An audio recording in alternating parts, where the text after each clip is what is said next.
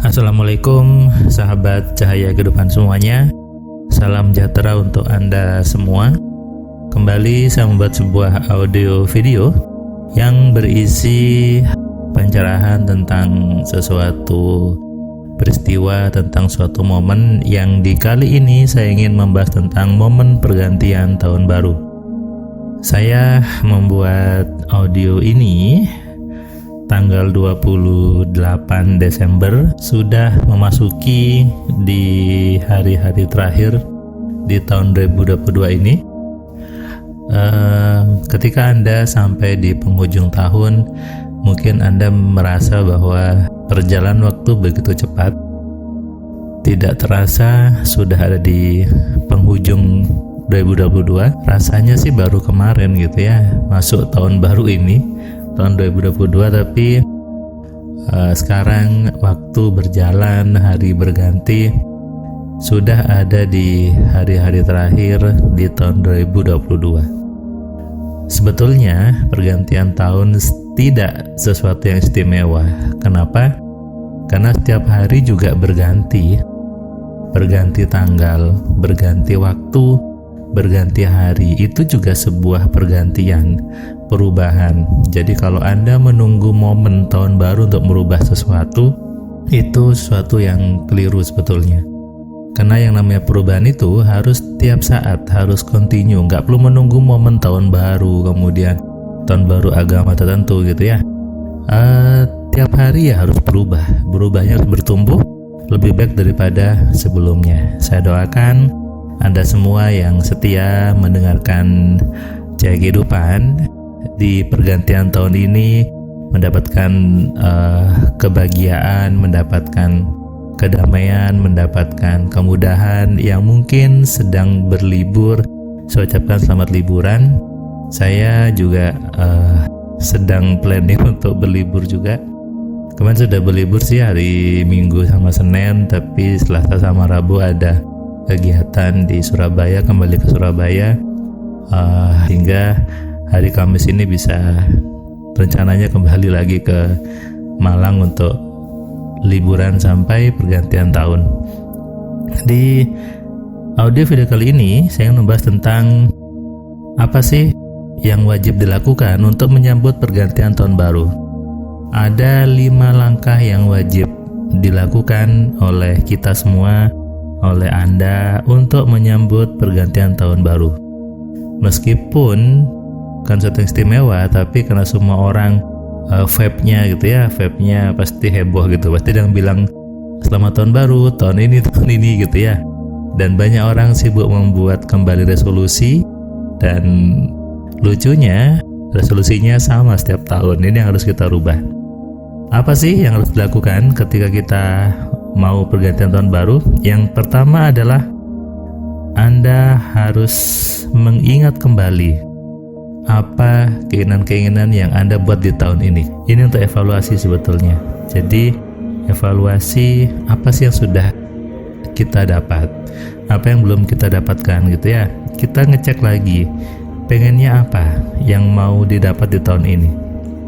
Oke, jadi cek dulu, enggak apa-apa, nggak dapat juga enggak apa-apa gitu ya. Jangan kemudian jadi bingung kenapa nggak dapat ya. Ya sudah, kita tulis saja bahwa oh saya belum bisa dapat target ini, saya belum bisa dapat target itu.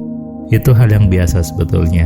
Yang penting apa? Anda ingat lagi pernah punya keinginan apa. Ini penting. Kalau Anda tidak ingat keinginannya, nah ini yang jadi kacau. Makanya harus diingat kembali apa yang Anda inginkan di tahun ini. Langkah kedua adalah Anda harus tuliskan gitu ya, apa alasannya yang Anda pengen itu nggak terjadi. Jadi harus tahu nih penyebabnya apa. Evaluasi namanya ya. Jadi bukan karena misalnya oh saya pengen dapat mobil baru tahun ini, nggak dapat, lalu Anda jawab iya karena sudah kehendak Tuhan. Nah ini salah, jangan bilang seperti itu. Atau misalnya saya mau target penjualan sebulan 10 juta, nggak dapat, berarti belum nasibnya. Salah juga. Jangan membuat alasan-alasan yang menyalahkan Tuhan gitu ya. Jangan buat alasan yang mengatasnamakan takdir, nasib dan sebagainya. Kenapa? Kalau Anda tidak tahu apa kesalahan di diri Anda, maka ini akan terulang di tahun berikutnya terus seperti itu. Kalau Anda nonton Cahaya Kehidupan, dengarkan catatan harian, pasti saya sudah sering mengatakan bahwa jangan menyalahkan Tuhan atas kejadian yang terjadi di hidup Anda. Jangan menyalahkan takdir nasib atas kegagalan yang Anda dapatkan. Kenapa? Karena itu semua adalah hasil dari pikiran Anda sendiri, ya. Tulis alasannya. Tadi yang pertama, ingat kembali keinginannya. Yang kedua, tulis apa alasannya itu gak terjadi. Yang ketiga adalah Anda harus merayakan yang sudah terjadi. Anda merayakan pencapaian yang sudah terjadi. Misalnya, Anda pengen di tahun ini punya handphone baru, Anda dapat nih.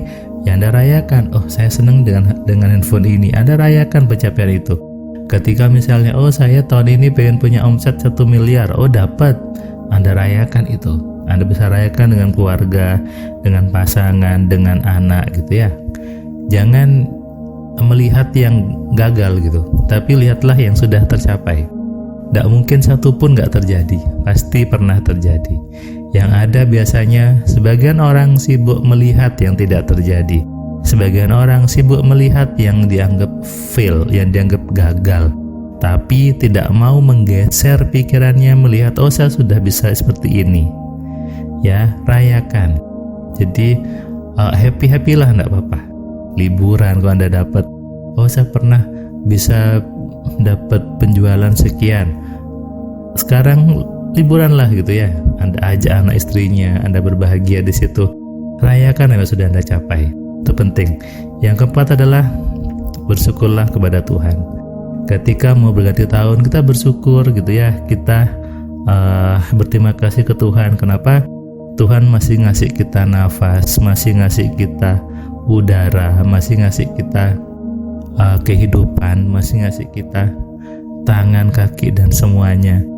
Bersyukurlah, jangan menyalahkan Tuhan, tapi bersyukur, katakan bahwa Tuhan terima kasih untuk tahun ini, tahun depan lebih baik lagi, tahun depan lebih banyak lagi dapatnya. Terima kasihlah sama Tuhan.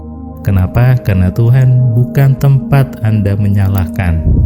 Tidak pantas menyalahkan Tuhan, tidak pantas menganggap Tuhan yang sudah buat gagal. Karena Tuhan itu maha baik, Tuhan itu pasti mengabulkan. Oke? Bersyukurlah sama Tuhan. Yang kelima adalah temui orang-orang yang Anda sayangi. Yang masih punya orang tua, temui orang tua Anda. Yang punya istri, peluk istrinya, peluk anaknya. Ajak mereka untuk berbahagia, ajak mereka untuk menikmati momen liburan ini. Akhir tahun biasanya sekolah libur kan, anak saya juga libur, sehingga kita ajak untuk main-main, kita ajak untuk jalan-jalan. Tidak apa-apa. Itu bukan sebuah pemborosan, tapi itu adalah bentuk Anda bersyukur, merayakan apa yang sudah Anda capai di tahun ini. Dan percayalah, ketika itu Anda kerjakan dengan benar, tahun depan Anda pasti dapat jauh lebih banyak daripada yang tahun ini. Semuanya untuk membuat hidup lebih baik. Tahun berganti, 2022 berganti 2023, dan tentunya pikiran Anda juga harus berganti. Makanya kerjakan 5 langkah ini supaya Anda menikmati momen pergantian tahun ini dengan penuh kebahagiaan. Sadari ini dan kerjakan. Anda boleh share ke teman-teman Anda boleh bagikan, dan tentunya Anda klik tombol like-nya dan Anda bisa komentar tentang 5 langkah wajib yang harus Anda kerjakan di pergantian tahun baru ini. Salam sehat, salam kaya, salam cerdas dari saya Firman Pratama. Assalamualaikum. Terima kasih buat kalian yang sudah nonton video saya dari awal sampai yang video terakhir. Saya ucapkan terima kasih, dan kamu yang belum subscribe, kamu subscribe ya, dan kamu bisa share ke banyak orang lainnya, dan ingat nyalakan loncengnya supaya apa? Kamu dapat notifikasi ketika ada video baru di Cahaya Kehidupan. Tentu kamu sudah nonton banyak video dari Cahaya Kehidupan, dan kamu bisa tuliskan komentar di setiap videonya. Kamu tuliskan komentarnya, kamu berikan bukti bahwa di video ini, di channel ini membuat hidup kamu berubah. Sehingga kalau kamu ingin hidup kamu berubah, atau kamu ingin teman kamu hidupnya berubah, maka kamu sarankan mereka untuk nonton di Cahaya Kehidupan.